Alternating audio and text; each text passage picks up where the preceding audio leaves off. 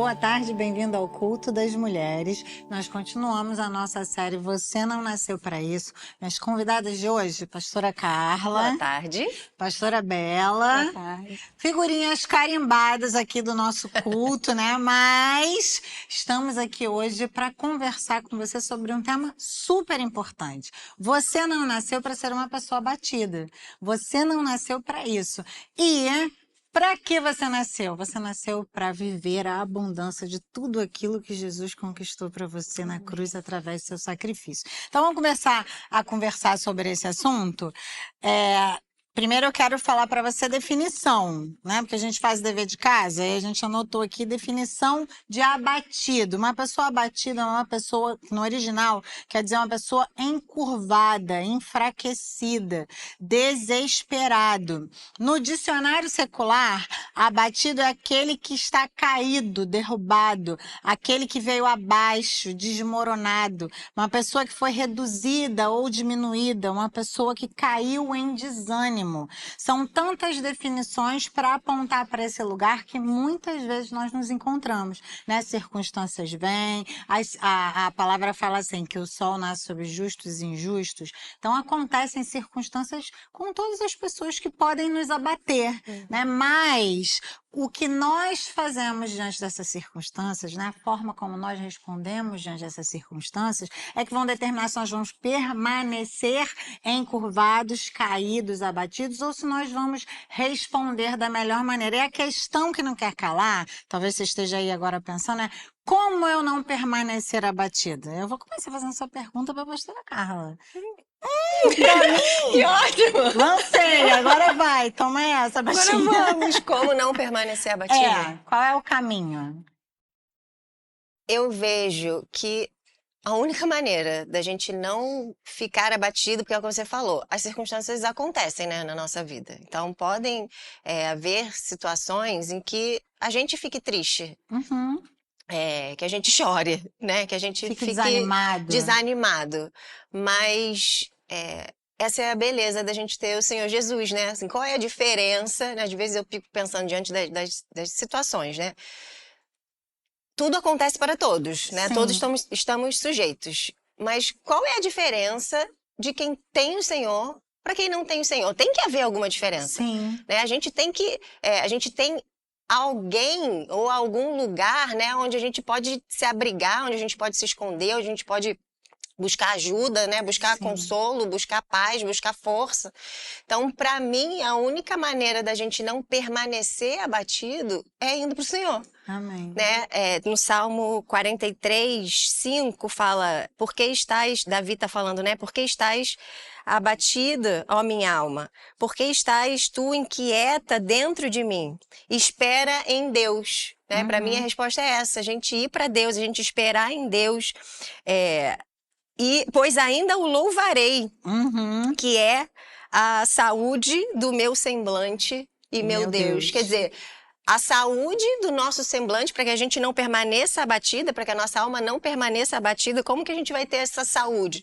Louvando a Deus e esperando em Deus, independente da situação, a gente está reconhecendo Deus nos nossos caminhos. Em tudo dá graças. Em tudo dá graças. Você falou agora, veio na minha mente esse texto. E o que é em tudo dar graças? É a gente ter esse olhar esperançoso, né, diante da circunstância. Às vezes as pessoas falam assim, você é muito positiva, né? Como que você está conseguindo ver alguma coisa boa nessa situação que é ruim?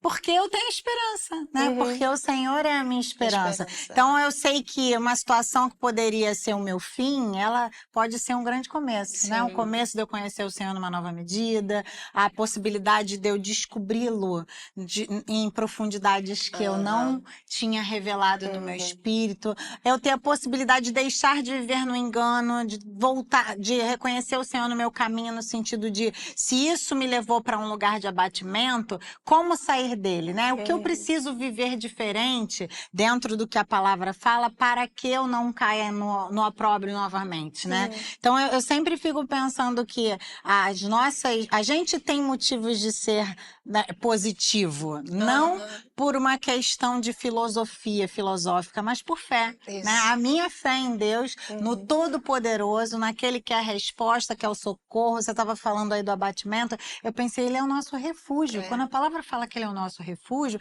é esse lugar que a gente pode se esconder nele diante de um momento de dificuldade, né? Então a gente pode ter essa vida esperançosa por causa do Senhor. A situação ruim aconteceu? Aconteceu. Você deu um exemplo muito bacana da saúde, que eu acho que vai ficar legal para as pessoas desenharem o que é um abatimento, né? Se a gente for pensar no abatimento, quando você está com uma virose, que você tem vômito, diarreia, você fica fraco, você fica abatido. Todo mundo fala, nossa, mas você está abatido. Só que aquele é um estado momentâneo que você está. Por quê? Porque você passou mal, algo te fez mal, exato, que você está colocando para fora e o seu corpo enfraqueceu por um momento, mas que você vai ser medicado, vai ser remediado para você mudar aquele estado que você está. Aí quando você começa a melhorar, fala, nossa, você está bem melhor, já voltou a sua cor, você não está mais abatido. E isso eu penso que é a nossa vida no Senhor. Sim. Vão ter dias maus, vão ter dias bons, mas e o que eu faço diante das tribulações, dos dias que são ruins, os dias que eu não encontro saída para o meu problema, o dia que eu estou inundada com toda a minha angústia, com todo o meu medo? O que eu faço com aquilo? Sim. Eu posso estar abatido, mas aquele não é o meu fim. Sim. O Senhor me dá esperança para o dia bom vir. Saber o choro dura uma noite. Basta o seu mal a cada dia, a cada né? seu dia, mas a alegria vai vir pela manhã. Ele já me garantiu isso. Exatamente. Então, assim, as tribulações, os problemas, as coisas parecem que são gigantes diante de nós, mas o nosso Senhor nos garantiu que teria uma vitória no final. Então, aquele estado momentâneo de abatimento não é a minha vida. Sim. Eu vou me fortalecer no Senhor, eu vou me refugiar nele, que ali eu estou protegida, debaixo das asas dele é o meu abrigo, e dali eu vou sair como mais forte, vou aprender lições ali, porque a gente fala, deserto, porque o deserto, as pessoas têm... Mas quantos aprendizados a gente tem nos momentos de tribulação? Exato. A gente enxerga coisas que nos dias de festa a gente não enxerga. Exato. Então, por isso que a palavra fala que na casa do justo, até no luto existe alegria, né? Por quê? Porque esse lugar não é um fim, né? A morte não é um fim. E você estava falando aí, eu lembrei quando a minha sogra faleceu, né? Foi muito repentino. A gente não esperava. Ela tinha uma condição física delicada, mas ela não morreu por causa dessa condição, né? Assim, desde que eu a conheço, eu já a conheci há 25 anos, ela tinha uma condição delicada de saúde, mas essa condição delicada nunca a afetou para a morte, né? Então, ela tinha suas lutas, mas era parte da vida dela. E, de repente, ela pega a influenza e em 3 dias...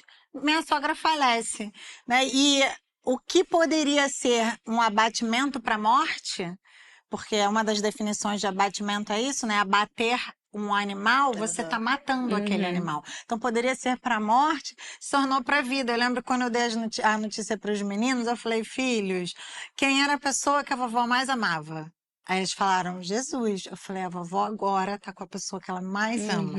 Então a gente tem esperança, né? Não precisa uma situação ruim virar um fim para nos levar à morte, um lugar de sequidão, um lugar de tristeza, né? Um lugar de opróbrio, de abatimento, de realmente encurvar-se, viver. O que é uma pessoa que anda encurvada? Aquela pessoa que está, né, sobrecarregada. Jesus falou, vinde a mim, todos que estáis cansados e sobrecarregados, que eu vos aliviarei. Então, para mim, nós devemos, e no foco do abatimento, uma das coisas que eu pensei é isso também, né? Às vezes a gente tem pessoas abatidas à nossa volta, nós podemos ser essa voz de esperança, né? De ser isso, eu poderia vir e anunciar uma situação que abatesse os meus filhos, mas eu falei, não, eles têm motivo para se alegrar, né? Eternamente a avó está com a pessoa que ela mais amava. Então a gente tem essa esperança. Ah, mas eu lembro que o Ian, pequenininho, né? Ele falou, mas mãe, eu vou sentir saudade, mas eu queria a minha avó aqui. Eu falei, filho,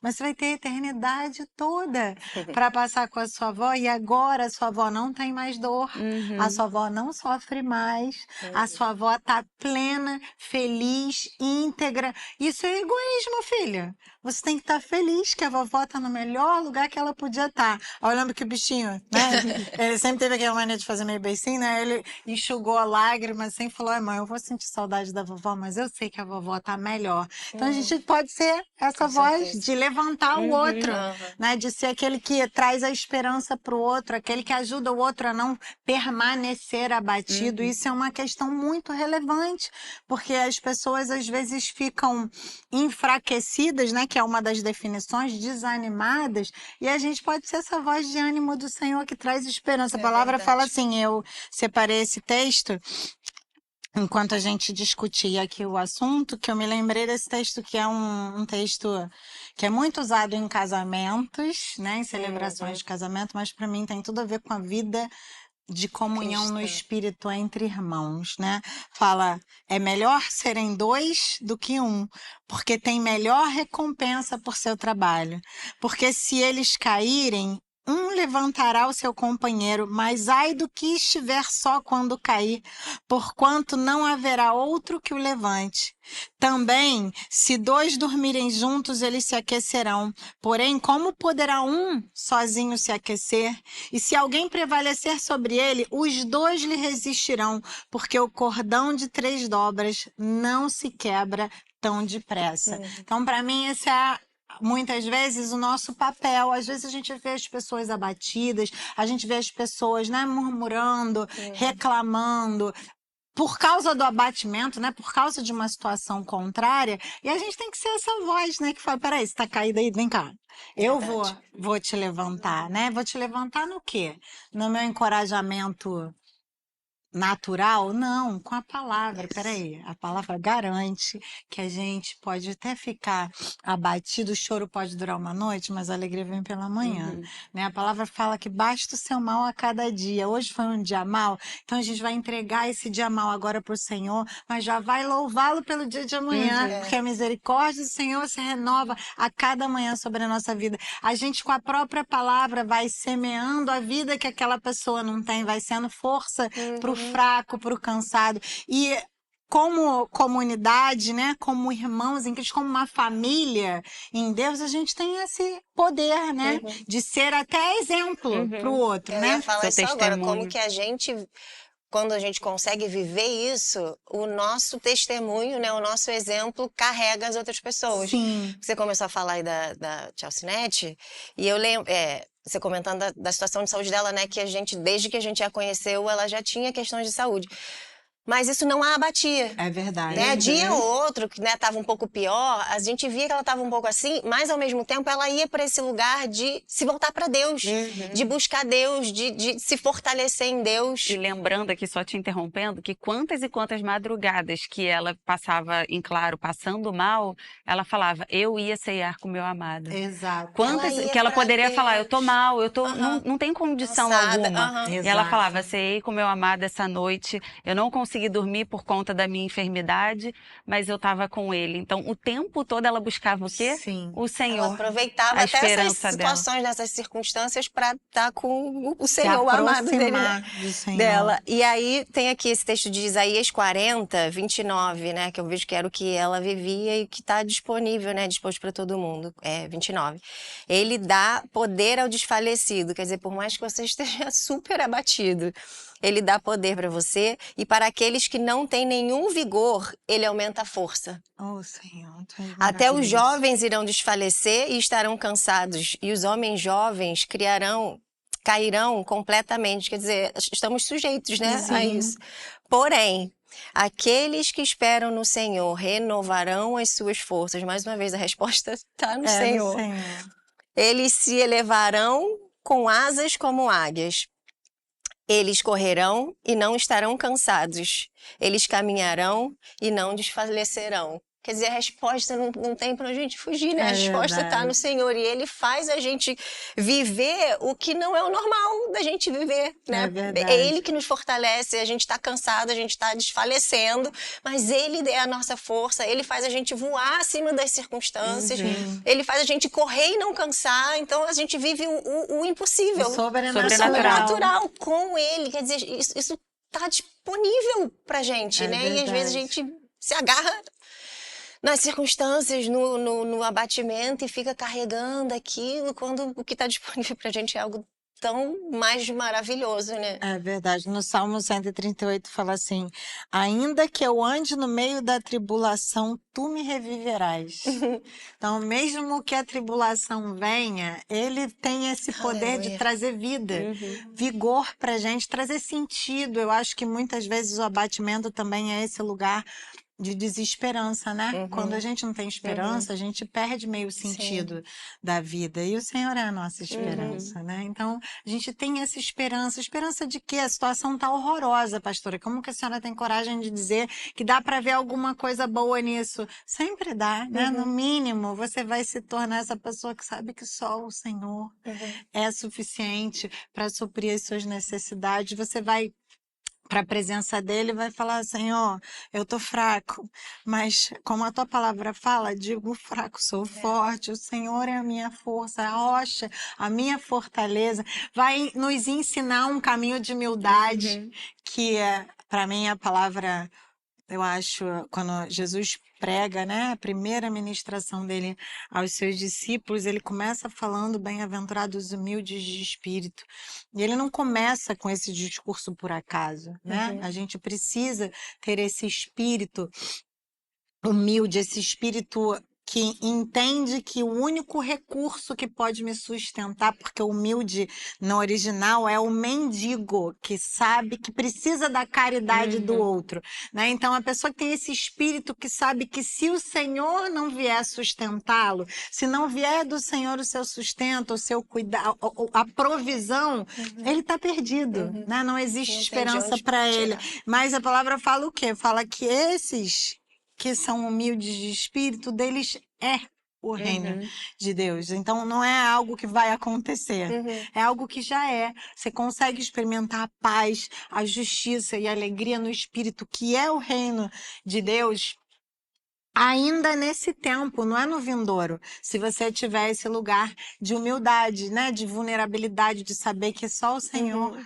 é a resposta. Só o Senhor é o meu sustento. Só o Senhor é a estabilidade que eu preciso, né? O desânimo traz instabilidade emocional, traz esse lugar de incerteza. E o Senhor é a certeza, né? Ele é se existe alguém digno da nossa confiança, que não vai nos trair, que é fiel eternamente, é o Senhor. E a gente tem esse recurso e muitas vezes a gente está patinando, olhando para as circunstâncias e deixando de sermos revigorados, revividos pelo Senhor, porque estamos olhando para aquela tribulação pontual, né? E ela virou um processo de abatimento, de entristecimento, né?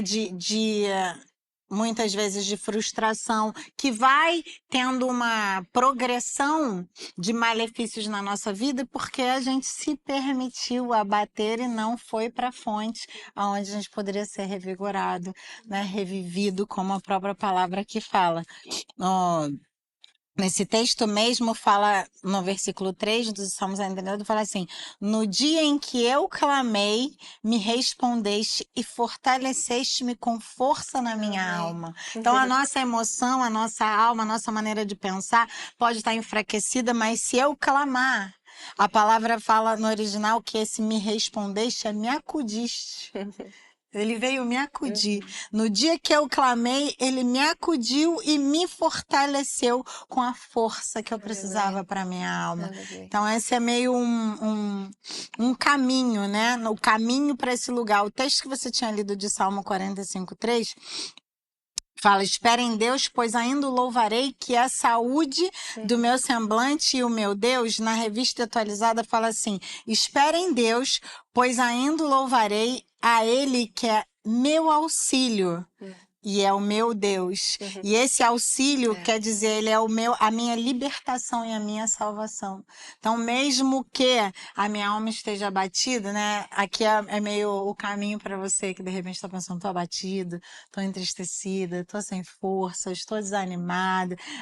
O caminho, o salmista deixa aqui para você, nesse Salmo 43:5. Ele fala: olha só, a minha alma, ele mesmo questiona a própria alma dele: por que tá abatida a minha alma? Por que você tá tão inquieta? E aí ele fala: espera em Deus. Ele fala para a própria alma dele. Talvez você precise dizer esse basta diante dessa sucessão de pensamentos que a sua alma tem dado lugar para que você fique enfraquecido e abatido. Talvez seja a hora de você dizer basta. Espera em Deus, pois eu ainda o louvarei. A Ele que é meu auxílio, que é o meu bem-estar, que é a minha libertação, que é a minha salvação, que é o meu Deus. Então, você tinha dado um exemplo de Davi, Deixa eu ir lá para Davi. que eu acho super importante. Eu gosto que a gente tenha exemplos bíblicos, histórias que ajudem.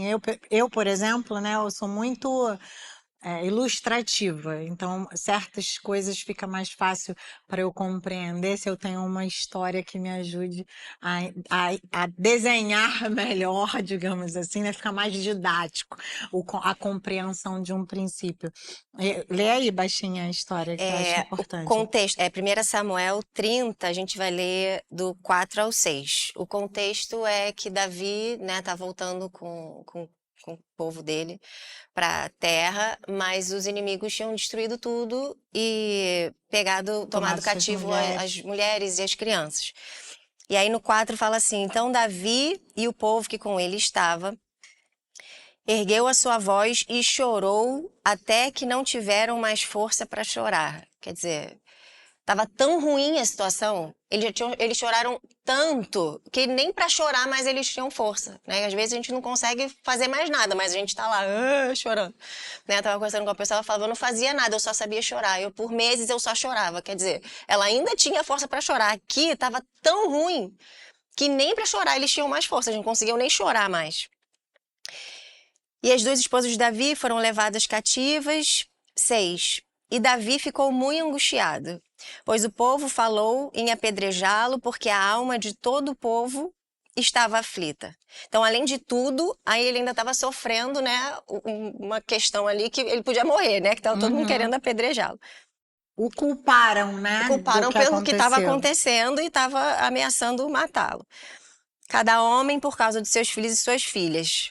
Aí eu gosto sempre do porém, né? Que sempre tem um mais, sempre tem um porém. Eu gosto do para quê. Então, independente de tudo isso, não tinha força nem mais para chorar, estava sendo ameaçado de morte. As esposas tinham sido levadas cativas contra ele. Davi, porém, animou-se no Senhor seu Deus. Quer dizer, apesar de tudo, ainda existe em algum lugar uma maneira da gente se animar, da gente pegar forças no Senhor. É verdade. Então, é o Senhor. Eu acho que esse culto só aponta para Deus, né? Pra gente ir até Ele. E outro texto que estava aqui, que tem a ver, que é um pouco essa resposta, é o próprio Senhor Jesus, em Mateus 11, 28, ele fala assim... É esse texto que eu abri agora. Tô ligada. E nem falamos sobre ele. Nem falamos. Ele fala, o próprio Senhor Jesus, né, fala assim, vinde a mim. Quer dizer, precisa haver um passo nosso, né? Tem que ter uma atitude nossa. Verdade. É uma escolha nossa sair desse lugar, buscar sair desse lugar, né? Jesus fala, vinde a mim, todos vós que estáis cansados e sobrecarregados, e eu vos darei descanso. Quer dizer, ele próprio, né, tá falando isso. Tomai sobre vós o meu jugo e aprendei de mim, pois eu sou manso e humilde de coração, e encontrareis descanso para as vossas almas, porque o meu jugo é suave e o meu fardo é leve. Amém. Amém. Acho que é, né? Depois Acho que disso, é isso. diante dessas coisas. O que dizer, pois, diante dessas coisas? Senão, obrigado, Senhor Obrigada, Jesus. Senhor Jesus. Né? Porque Ele é o nosso descanso. A gente pode encontrar nele esse lugar de recurso, de descanso, né? De socorro. Eu gosto muito de pensar que nada pode me parar se eu estou no Senhor, né? O Salmo 139, eu estava lendo ele mais cedo, ele fala Eu até marquei aqui, ele fala, se eu subir ao céu, tu estás lá. Se eu fizer a minha cama no inferno, eis que tu estás lá.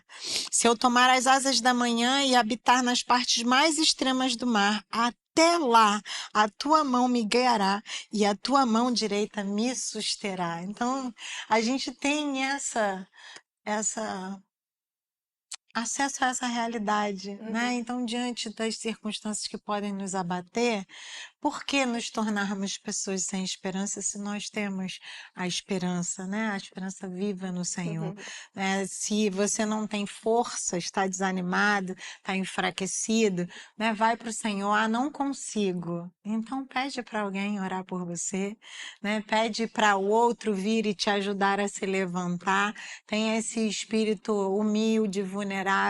Para quê? Para que você experimente esse lugar de descanso, de renovo, de vigor, de ser cercado pela bondade de Deus por detrás e por diante. E assim como Davi encontrar no Senhor o ânimo que talvez a sua alma, a sua carne não está te permitindo enxergar, mas você tem condições de acessá-lo através da sua entrega ao Senhor, ao seu Espírito e à sua vontade. E não é vontade do Senhor que você pereça e se torne abatido, mas que você viva uma vida de abundância, né, de esperança, não apenas para a sua vida, mas para a vida das pessoas que estão à sua volta, que as suas experiências se tornem tão concretas a ponto de não apenas serem sustento para a sua fé, mas você se tornar exemplo de fé para outras pessoas, como foi o exemplo da vovó Alcinete que eu dei aqui, né? Que mesmo diante das dificuldades, das dores, das aflições, ela sempre falava assim, quando eu falava, tá difícil, vovó, ela falava assim, o Senhor é bom. Então, que a sua alma batida seja silenciada diante da grandeza da revelação da bondade de Deus, que nos cerca por detrás e por diante, pelo desejo de que você viva uma vida abundante. Amém. Que Deus abençoe vocês. Obrigada, meninas. Obrigada. E até semana que vem.